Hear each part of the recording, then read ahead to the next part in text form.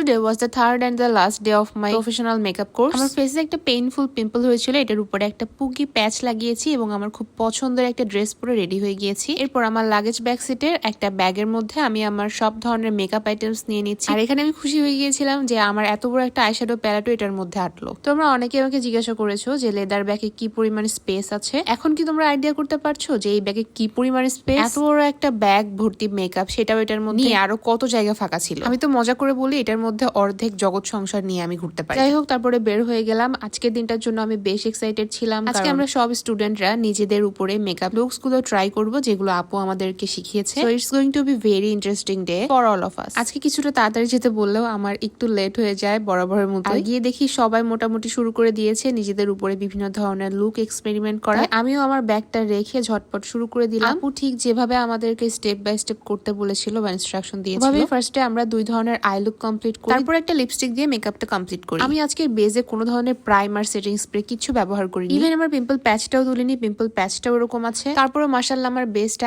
এত স্মুথ আর এত সুন্দর হয়েছিল। আই ফেল্ট লাইক আমি আসলে কিছু একটা শিখতে পেরেছি। আমার লুকটা কমপ্লিট হলেও অনেক আপুদের তখনও পর্যন্ত লুক কমপ্লিট হয়নি। আর যারা একদমই বিগিনার ছিল, অনেক কিছুই বুঝতে পারছিল না, তাদেরকে আপুরা হেল্প করছিল। আর আমি বসে বসে অপেক্ষা করছিলাম কখন বাকিদের লুক কমপ্লিট হবে আর আমরা সবাই মিলে ছবি তুলব। আর এই পুকি পিম্পল প্যাচটা দেখো, এটা এতটাই থিন যে এত হেভি বেস করার পরেও এটা একদমই উঠে আসেনি। আর তোমরা কি জানো একটা পারফেক্ট বা সুন্দর মেকআপ লুকের মেইন রুল হলো নিজের স্কিন টোনের সাথে ম্যাচ করে মেকআপ। এখানে আমি তোমাদের এটাই দেখাচ্ছিলাম যে আমার হাতের সাথে আমার ফেসটা ম্যাচ করেছে। হাত এক কালার, গলা এক কালার, ফেস এক কালার। এর যে জঘন্য কিন্তু কিছুই লাগে না। And it's 2025। I know already এই জিনিসটা অনেকেই জানো, বাট কেন জানি কেউ মানতে চায়। এখনো বাংলাদেশের অনেক আপুরা মনে করে মেকআপ মানেই স্কিন থেকে 2-3 শেড বা 4-5 শেড সাদা ফাউন্ডেশন লাগানো। ট্রাস্ট মি, এটা খুবই জঘন্য লাগে দেখতে। এসে যদি তুমি নিজের স্কিন টোনের একটা পারফেক্ট ফাউন্ডেশন ইউজ করো, তোমার মেকআপটা অনেক বেশি ফ্ললেস লাগবে এবং সেটা সহজে অ্যাশি বা ডার্ক হয়ে যাবে না। আজকে সবাই আমাকে অনেক অনেক অ্যাপ্রিশিয়েট করেছে আমার বেজ আর আই লুকটার জন্য। সবকিছু শেষে আপু আমাদের সার্টিফিকেট দিয়ে সবার সাথে ছবি তুলে এখানে আমাদের কোর্সটা কমপ্লিট হয়। কিন্তু ভিডিওটা তো এখানেই শেষ না, কারণ আমার প্রত্যেক ভিডিওতে তোমরা আমাকে এরকম স্ন্যাক্স খেতে দেখেছো, সবার সাথে গল্প করতে দেখেছো।